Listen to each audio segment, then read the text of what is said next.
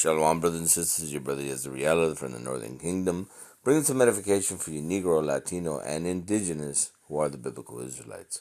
And before we start, I want to give all praise and honor to Yahweh, Bahasham, Yahweh Shai, Barakatham, Barakakadash. That Yahweh, meaning the name of the Lord, not Jehovah, or God, or Yah, or Ahaya. It's Yahweh, the creator of all the Ancient of Days. Bahasham is in the name of, and Yahweh Shai is the one you guys call Jesus or the Christ, if we're speaking. And we give double honors to elders in GMS where we learn this truth. Shalom to the apostles, the bishops, and to the men down on the highways and byways, giving the 100% truth day and night. Shalom to you and your households. And shalom to the elect of the nation of Israel, the Bakar and the Hebrew, the house of David being rebuilt as we speak. Shalom to you. And shalom to the speckled birds among the heathen nations that look like the heathen nations, but return to the house of Israel and are being edified by these videos. Shalom to you. We're going to be speaking about how not to hold on to your crown. Let no man take your crown. Okay? So that's going to be the title of this video. Let no man take your crown. And when we're saying let no man take your crown, the first person we should be thinking about is you. You as an individual and your temptations of this world. Okay? Because the Lord is going to tempt us in all things. Did he not tempt Job? Right? And we might have to get that. But let's start in the book of Revelation. Revelation 3:11. Behold, I come quickly. Hold that fast which thou hast, that no man take thy crown. And this is the Messiah saying this, that he's coming quickly. The things you're seeing in the world as we speak right now are prophecy, unfolding as we speak, because the Messiah is coming. He's on his way, right? Rumors and rumors of wars, environmental storms, earthquakes, all these things are foretold to come before the coming of the Mashiach. But hold fast to that which no man, hold fast to what was good, which is this truth, this doctrine, right? Because next week you might find a doctrine you like more, and just by doing that, you might lose your crown. Okay, you might get bugged out, and that happens all the time, and it usually happens around the Passover time. So the first one who's warning you this is the Messiah. Now let no man take your crown.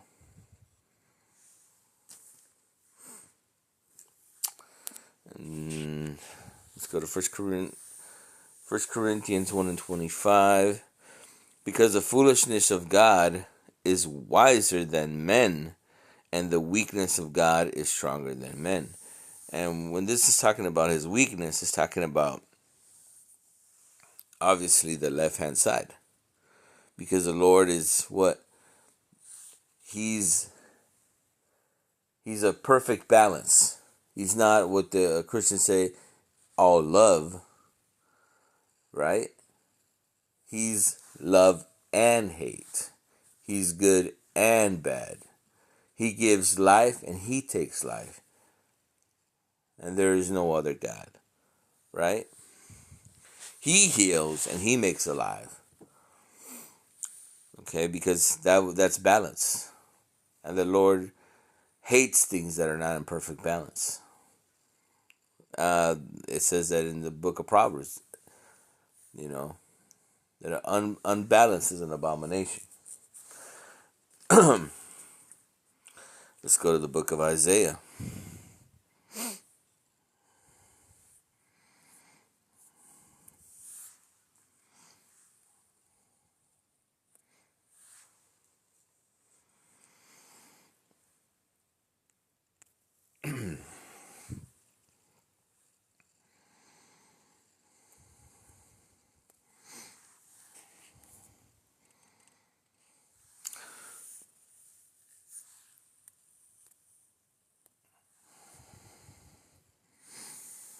Isaiah 59:19. So shall they fear the name of the Lord from the west and from his glory, from the rising of the sun. When the enemy shall come in like a flood. And that's what's happening as we speak. This devil's coming in with full fury, you know. He knows he's got but a short time. When the enemy shall come in like a flood, the Spirit of the Lord shall lift up a standard against him. So that's going to be happening here pretty soon, because the Lord has to bring things in balance. So if this devil's coming with full fury, we're going to have that spiritual power. Okay? And the Redeemer shall come out of Zion, and unto them that turn from transgression in Jacob, saith the Lord. Okay? So these things have to happen. Okay? So people are going to fear the name of the Lord. That's, again, not everybody's going to have the name of the Lord. Only the elect. All right? So that's why not everybody's calling upon Yahweh Ba'Shem Yahweh Shai. Remember, Christians are calling upon God and Jesus, which is a false doctrine. Okay? And we're going to go into that because this is a very important thing for the gospel's sake. Right?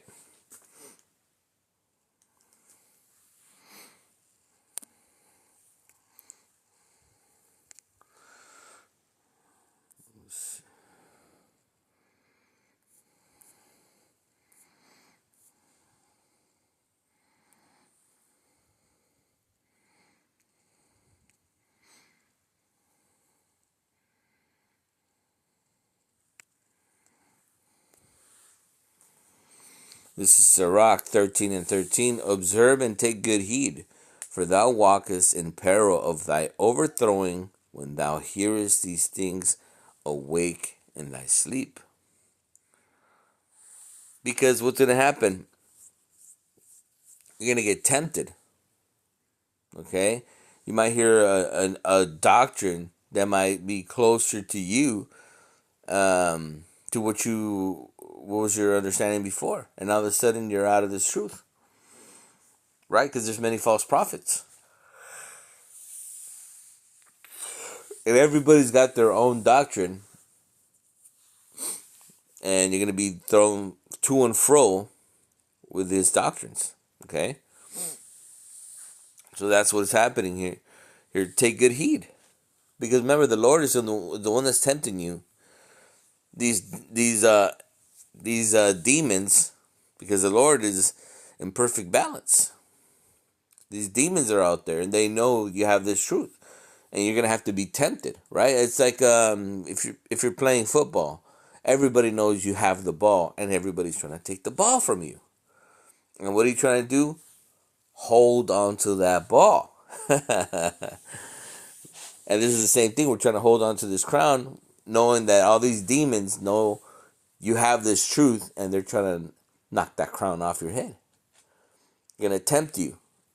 If you're a man, a woman of seduction might come and tempt you, right? Or money, right? You have all these different spirits: alcohol, drugs, lust, right? That's a big one. Sex. Okay? That's going to come at you at different angles. Whatever your angle is for you and your weaknesses, right? Because that's what the Lord is always telling you, to build yourself up, to fight the perfect fight.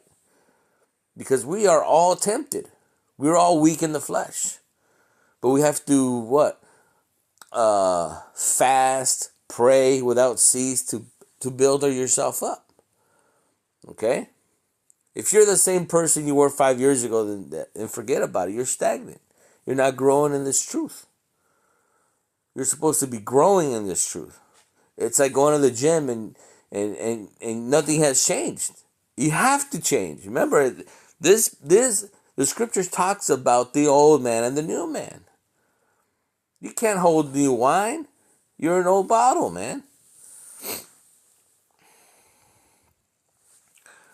So that's important. Let's go to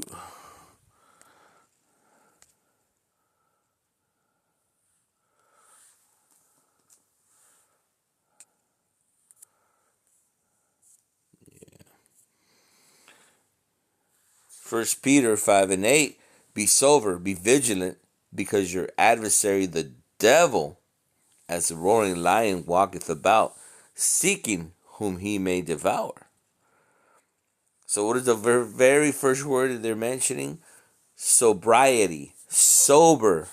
Secondly, be vigilant. Be aware of your surroundings. Okay? See that person that's coming sideways at you that might want to rob you, that might want to hit you over the head with something. You should be vigilant. And this is something that was taught to you back in the old school, right? Know your surroundings. Know where your exits are at. Know who's your biggest threat in the room, right? Who's going to be the guy that might come at you. These are the things that were taught in the olden days, to be aware of your surroundings. All right? Who's going to come at you? You should know that. Know your exits, right? But people put on their headphones and just want to forget about everything. So again, be sober, vigilant. Why? Because this devil, these Edomites, okay, the so-called white man, if you don't know, is like a roaring lion walking about, seeking to whom he may devour. All right? Because you have to understand that the word devil just means, right, deceiver, right? That's it. A lot of people don't understand just common words, and they don't understand that are that our number one enemy would be you. Okay, you're your own worst enemy. Look in the mirror. That's who your worst enemy is. He knows all your weaknesses and all your strengths. So let's go to the book of Galatians.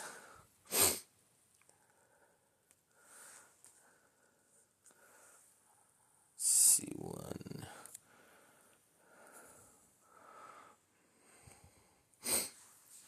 Galatians 1:6. I marvel that ye are so soon removed from him that called you into the grace of Mashiach unto another gospel. Again, Paul is warning, because people were being carried away by other gospels. Okay? And this is nothing new under the sun. This is happening as we speak. Okay? You have other groups that are promoting other gospels. And here's an explain. Okay? Really great.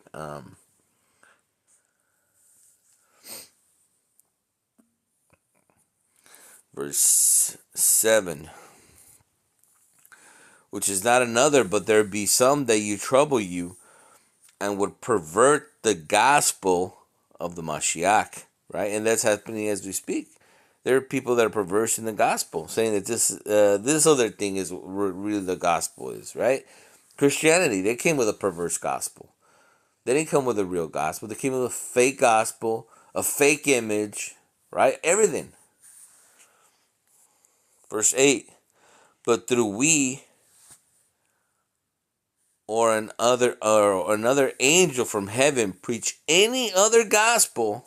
Hear this, brothers and sisters. This should sound familiar. Be though we or any angel from heaven preach any other gospel unto you, that which we have preached unto you, let him be accursed. Let me see. Let's get an NLT.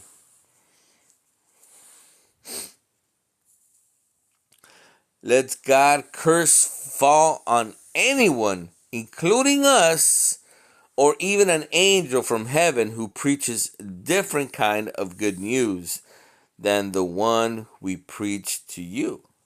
And what should come to mind? Oh, that an angel's coming.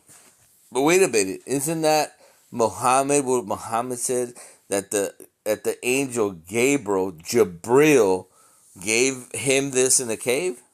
Right. Let him be a curse. Oh, what about Mr. Smith?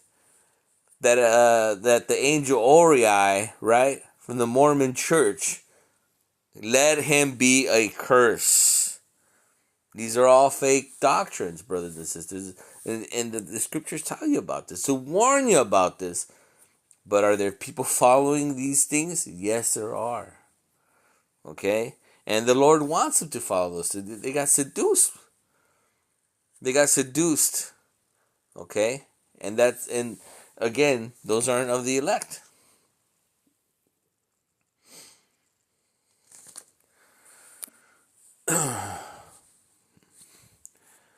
Let them be accursed. As we said before, so say I now again, if any man preaches any other gospel unto you than you have received, let him be a curse. Again, they're mentioning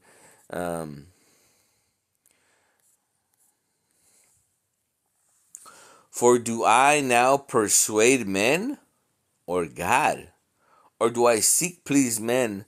For if I yet please men, I should not be servant of a Mashiach. And let's hear that in the NLT version. Obviously, I'm not trying to win the approval of people, but of God. If pleasing people were my goal, I would not be a Mashiach servant. Okay, perfect.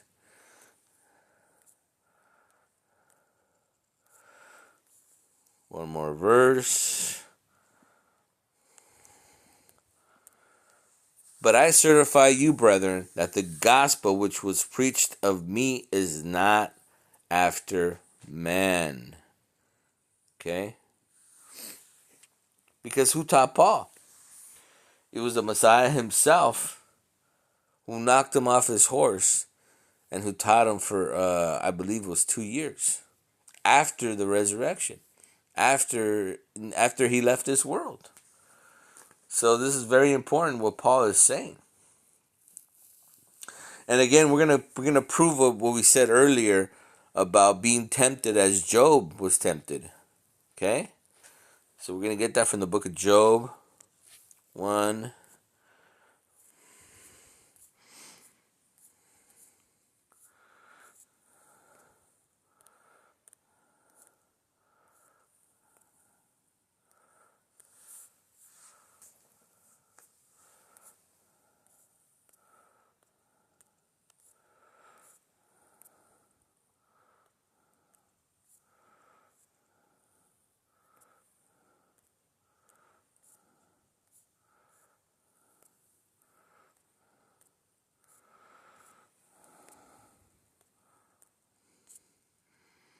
All right.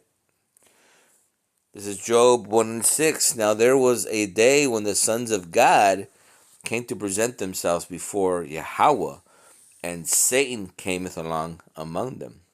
Why? Because Satan is a son of God as well. He's an angel of God. Verse 7, and Yahweh said unto Satan, whence comest thou?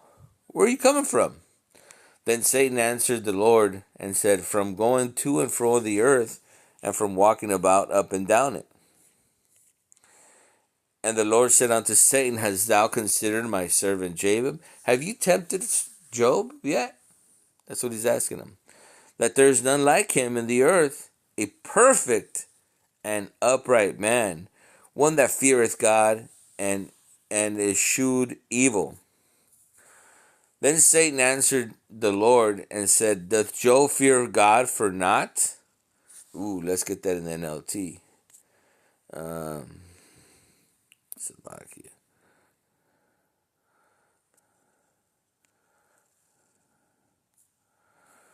Satan replied to the Lord, yes, but Job has good reason to fear God, right?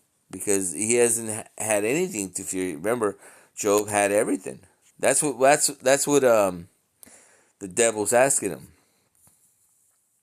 Has not thou made a hedge about him and about his house and about all that he has on every side?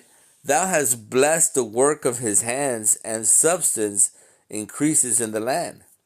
But put forth thy hand now, and touch all that he has, and he will curse thee to thy face. And the Lord said unto Satan, behold, all that he has in thy power, only upon himself put not thy hands. So Satan went forth to present the presence of the Lord. So what did he say? Bet. So he allowed Satan to try Job. Okay? And we're gonna get another verse because a lot of people will not believe this. Will not believe this, even though this is in the scriptures. Not my God. 1 Kings 22. Let's see.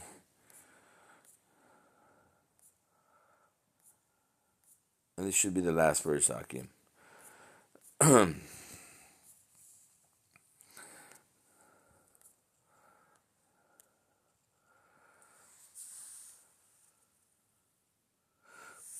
It's 1 Kings 22 and 19. And he said, Hear thou therefore the word of the Lord. I saw Yahweh sitting on his throne, and all the host of heaven standing by him, on his right hand and on his left hand. Okay? And what is that talking about? That's talking about the right hand angels, right? You have Gabriel, Uriel,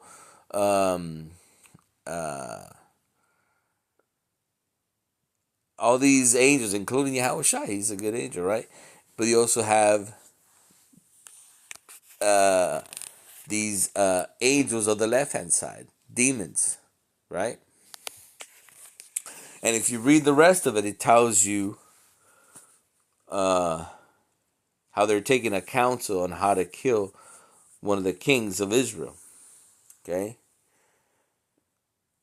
Ahab.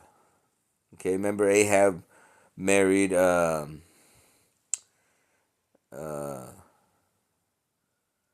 Jezebel, who was not an Israelite. She was a Canaanite from Tyre and Zidon. But if you read the rest of this, it tells you, right, that they're speaking on how they're going to do it. And that's the important part. Don't lose your crown, brothers and sisters, because there's temptation everywhere. And the Lord is going to try you as gold is tried. So don't be mad at the Lord if he's trying you. If you're weak, he doesn't want weak people. He wants strong people. And of course, we're going to fall 7 times. The righteous man will fall 7 times. But get up, man. Get up. It hurts. You know, we're all tempted, and sometimes we just fall into the temptation, and you feel so guilty. You just want to wallow in your iniquity. But no, you dust yourself up, get back up, repent, and call upon Yahweh Hashem Yahweh Shai, and keep it trucking, man. Don't look back. Don't look back. Okay? Because the kingdom of heaven is in front of you, not behind you. Babylon is behind you. Don't look back. Okay? And that's the important part. Let no man take your crown, including you, brothers and sisters. You are your worst enemy. So be aware of yourself and your strong points and your weak points. Call halal Yahweh Ba'Shem Yabushai, Barakatam, Rakakidash, and he that has ears, let him hear. Shalom.